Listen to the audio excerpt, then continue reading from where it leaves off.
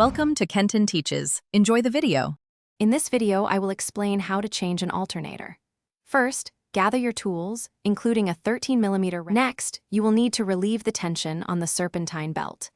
Use a serpentine belt tensioner tool to rotate the tensioner pulley, then carefully slip the belt off the alternator pulley. Once the belt is off, disconnect the main power wire and the electrical connector from the back of the alternator.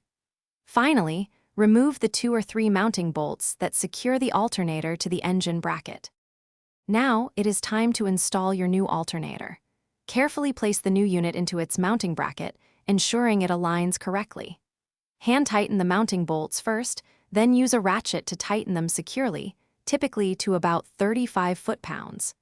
Reconnect the main power wire to the alternator's output stud and firmly attach the electrical connector until it clicks into place. For the final steps, carefully route the serpentine belt back onto all pulleys, using the tensioner tool to create slack. Double-check that the belt is seated correctly on every groove. Reconnect the negative battery cable, ensuring it is tight. Start your engine and observe the dashboard battery light. It should turn off.